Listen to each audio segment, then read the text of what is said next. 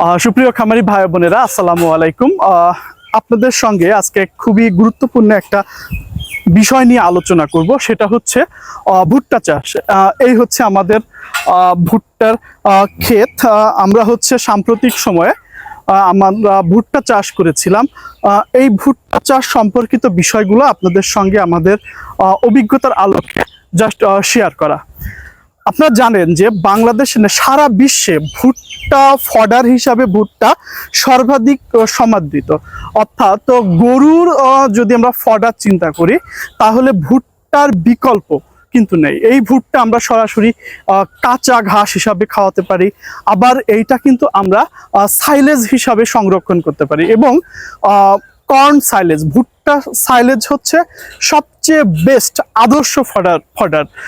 আমরা যদি চিন্তা করি যে এই যে ভুট্টা এর পুষ্টিমান যদি বিবেচনা করি এই ফডার হিসাবে ভুট্টা, তাহলে দেখা যাবে যে এখানে ড্রাই ম্যাটারের পরিমাণ প্রায় 28 থেকে 32% ড্রাই ম্যাটার অর্থাৎ শুষ্ক পদার্থ থাকে, এবং ড্রাই ম্যাটারের হচ্ছে 7 থেকে 8% ক্রুড প্রোটিন আমিষ থাকে। এবং এর মধ্যে যে অর্গানিক ম্যাটার ডাইজেস্টিবিলিটি অর্থাৎ এর পরিপাচ্যতা সেটা প্রায় 65 থেকে 70%। এবং এর মধ্যে যদি আমরা শক্তি এনার্জি মেটাবলাইজেবল এনার্জি চিন্তা করি, তাহলে প্রায় 9 থেকে 10 মেগাজুল মেটাবলাইজেবল এনার্জি আছে হলো এই ভুট্টার ফডারে। সুতরাং আপনারা বুঝতে পারছেন যে ফডার হিসাবে ভুট্টা সবচেয়ে বেস্ট। আমরা চলুন কিভাবে ভুট্টা চাষ করব সেই বিষয়ে একটু আমাদের করি। আমরা এখানে যে জায়গাটা দেখছেন, এখানে যে টোটাল জায়গাতে আমরা ভুট্টা করেছিলাম, এইটা হলো 17%। আমরা বলতে পারি হাফ বিঘা। আমরা সাম্প্রতিক সময়ে হাফ বিঘা জায়গায় ভুট্টা করেছি এবং কাটা শুরু হয়েছে। যে দেখতে পাচ্ছেন যে আমরা এদিকে আরো ভুট্টা ছিল, ওই সাইডে দেখেন ভুট্টা কাটা শেষ। কাটা আবার আমরা এখন কিন্তু আবার নতুন করে ভুট্টা লাগাবো, যার কারণে ওখানেও কিন্তু মাটি কোপানো হচ্ছে। অর্থাৎ ভুট্টা কিন্তু এখন বর্তমানে যদি আপনার সেচের সুবিধা থাকে, সারা বছর সব সময় ভুট্টা করা যায়। সেই ক্ষেত্রে আমি বলবো হাইব্রিড যে ভুট্টা, বিশেষ করে ফডার ভুট্টা, সেইগুলো হচ্ছে আপনাকে চাষ করতে হবে। আমরা যে ভুট্টা করেছিলাম সেটা হচ্ছে লাল তীরের হাইব্রিড ফডার ভুট্টা। আমরা আমাদের এই যে 17 একর জায়গা, সেখানে আমরা প্রায় হাফ কেজির মতো আমাদের ভুট্টা বীজ লেগেছে, হাইব্রিড বীজ। আমরা একটু যদি দেখি, এই যে ভুট্টা তৈরির জন্য আসলে প্রথমে আমরা কি করলাম, আমরা ফার্স্টে আমরা মাটি হচ্ছে পর্যাপ্ত পরিমাণ গোবর এবং তার সঙ্গে এই যে 17% যে জায়গা, সেখানে মাত্র 4 কেজি টিএসপি এবং 2 কেজি এমওপি সার দিয়ে আমরা এইটাকে চাষ করি এবং পর্যাপ্ত পরিমাণে আমরা গোবর ব্যবহার করি। এরপরে দেখেন আমরা হচ্ছে যে ভুট্টা বীজ বপন করি, এইটা আমরা হচ্ছে লাইনে আমরা বপন করি।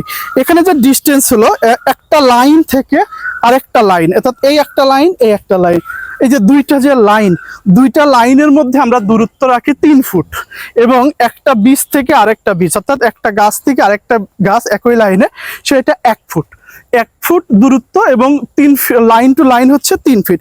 এই দূরত্বে আমরা একটু আসলে পাতলা করেই আমরা বীজটা বপন করি, যাতে আমাদের ফলন কেমন হয় সেটা আমাদের দেখার উদ্দেশ্য ছিল। ঠিক আমরা এইটা জানুয়ারির 10 তারিখে আমরা এই বীজ বপন করি। 80 দিন পরে আমরা কিন্তু ভুট্টা কাটি। যখন মোচা 1 থেকে 2টা মোচা আসা শুরু হয়, সেই সময় আমরা ভুট্টা গাছ কাটা শুরু করি। আমরা 1 মাস পরে, ভুট্টা বপনের 1 মাস পরে ইউরিয়া সার আমাদের এই 17% জায়গায় মাত্র 5 কেজি ইউরিয়া সার 1 মাস পরে দেই। তার মাঝে আর কোনো আসলে এইভাবে সার দেওয়া নাই। হ্যাঁ, মাঝে একবার হচ্ছে আমরা নিড়ানি দেই, একটু নিড়াই দেয়, এবং এই যে গাছগুলা মাটি 2 পাশ থেকে একটু মাটি উঠে দেয়, যাতে ঝড়ে বা অন্য কিছুতে গাছটা পড়ে না যায়। এরপরে আমাদের ঠিক 80 দিন পরে যখন দেখা যায় যে আমাদের মোচা চলে আসে, এই যে মোচা দেখছেন, মোচা অর্থাৎ অনেকে এটাকে ভুট্টার কলা বলে, মোচা চলে আসে, সেই অবস্থায় আমরা হচ্ছে ভুট্টা কাটা শুরু করি। আমাদের একটু এই জায়গায় আমরা একটু শেয়ার করি, সেটা হচ্ছে এই যে ভুট্টা গাছগুলো যেটা হয়েছে,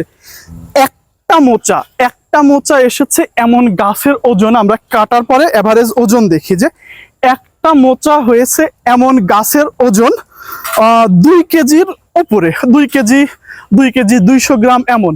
আর 2টা মোচা এসেছে এমন গাছ যেখানে 2টা মোচা এসেছে এমন গাছের ওজন 2.5 কেজির উপরে, কোনোটা ছিল 2 কেজি 2.5 কেজি, 2 কেজি 600, 2 কেজি 700। অর্থাৎ আমার কাছে মনে হয় আনবিলিভেবল রেজাল্ট। এই রেজাল্ট অনুসারে আমরা দেখলাম যে আমাদের একর প্রতি ফলন প্রায় 20 টন, 20 থেকে 22 টন, যেটা আসলে একটা অবিশ্বাস্য আমরা ফলন পেয়েছি। এই ফলনটার একটু কারণ যেটা আমরা আপনাদের বললাম যে আমরা একটু এক্সপেরিমেন্টাল, যে একটু বেশি জায়গা দিয়ে আর একটু বেশি গোবর সার দিয়ে যদি করি তাহলে কেমন হয়। এই যে আমাদের দেখেন, আপনারা দেখেন ভুট্টা গাছ কাটা শুরু হয়েছে। এই যে এইসব জায়গায় ভুট্টা ছিল অলরেডি কাটছি। তারপরে আমরা কিন্তু ভুট্টাগুলোকে চপিং করে আমরা ফডার হিসাবে ডাইরেক্ট প্রিজার্ভ করছি না, সাইলেজ হিসাবে আমরা আসলে সংরক্ষণ করছি না, আমরা সরাসরি এদেরকে চপিং করে গরুগুলাকে ঘাস খাওয়াচ্ছি। এবং দেখা গেছে যে এই যে ভুট্টা খাওয়ানোর পরে, অবশ্যই এটা অন্যান্য ফডারের মতো, ভুট্টা খাওয়ানোর ফলে দুধের পরিমাণ কিন্তু আগের থেকে অনেক বেড়ে গেছে। এই আমাদের মোট ইয়ে ছিল। আপনাদের আমি একটু বলবো যে আপনাদের যাদের সুযোগ আছে, আপনারা তো অবশ্যই অন্যান্য ঘাস যেমন নেপিয়ার, পাকচং বা জারা অথবা আরো স্মার্ট নেপিয়ার, অন্যান্য যে ঘাসগুলা করেন তার পাশাপাশি যদি সুযোগ থাকে, যদি আপনার পানি নিষ্কাশন ব্যবস্থা থাকে, অর্থাৎ যেখানে পানি জমে না এমন যদি জায়গা থাকে, তাহলে আপনারা ভুট্টা চাষ করবেন। কারণ এইটা বিকল্প আসলে অন্য কোনো ফডার খাদ্য নেই। আপনারা যদি ভুট্টা চাষ করেন, সেটা যদি সরাসরি আপনারা খাওয়াতে পারবেন ঘাস হিসাবে, আবার এটাকে আপনারা সুন্দর সাইলেজ করে, আপনারা যে সময় ঘাসের স্বল্পতা থাকে বা যে সময় খাবারের অন্য দানাদারের দাম বেশি থাকে, সেই সময়ের জন্য কিন্তু আপনারা সেটাকে কনজার্ভ করতে পারেন। আপনাদের একটা ভুট্টার মোচা, আমাদের যেটা কলা বলি, সেটা ভেঙে একটু দেখাই।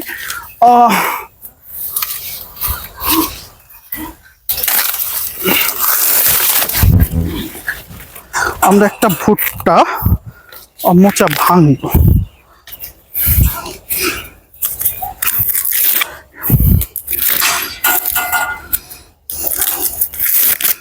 একটু দেখি যে কি অবস্থা ভেতরে। আমরা এই যে 80 দিন পরে, এটা প্রায় 80 থেকে এখন আমরা 180 দিন কাটা শুরু করেছিলাম, কয়েকদিন হয়েছে, এটা এখন প্রায় এখন 82-83 দিন। আজকেই দেখেন ভুট্টাগুলা কিন্তু অনেকটা ইয়েলোইশ ভাব চলে এসেছে। দেখেন ভুট্টাগুলো, আমরা বলি না ভুট্টার মিল্ক স্টেজ, অর্থাৎ ভুট্টার দুধ। খেয়াল একটু যদি দেখি, এই দেখেন চাপ দিলে দুধ বের হয়, এই যে চাপ দিলে, এই যে ভুট্টা চাপ দিচ্ছি, দুধ বের হচ্ছে। এই যে এই অবস্থাটা হলো ভুট্টার পুষ্টিমান। হ্যাঁ, পুষ্টিমান সর্বোচ্চ পর্যায়ে থাকে। আপনারা যদি সাইলেজ করতে চান তাহলে আরো কিছুদিন পরে কিন্তু এই ভুট্টা কাটা যাবে। সেই সময় ভুট্টার ড্রাই ম্যাটার প্রায় 32 থেকে 35% হয়, এবং এই যে এই মোচাগুলার অনেকটা হলুদাভ ভাব চলে আসে, অর্থাৎ একটা এই যে দানা কার্নেল, এইটার এই যে কিছু অংশ, নিচের দিকে কিছু অংশ এটা হলুদ হয়ে যাবে এবং এখানে সাদা থাকবে। যা এভাবে চাপ দিবেন, এই যে ভুট্টার যেটা দুধ বলে মিল্ক, এই যে এটা বের হবে, যেটাকে আমরা বলি ভুট্টার মিল্ক স্টেজ। আমরা একটু আগে কাটছি কারণ আমরা সাইলেজ করবো না, আমরা সরাসরি ফডার হিসাবে আসলে এইটা গরুকে খাওয়াবো। এই অবস্থায় হলো ভুট্টার পুষ্টিমান সর্বোচ্চ পরিমাণে। আপনারা চেষ্টা করবেন এই স্টেজে ভুট্টা কেটে গরুকে খাওয়ানোর।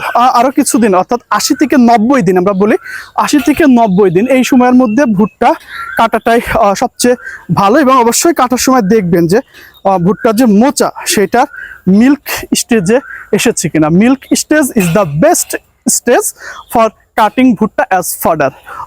ঠিক আছে, আপনারা ভালো থাকবেন, ধন্যবাদ।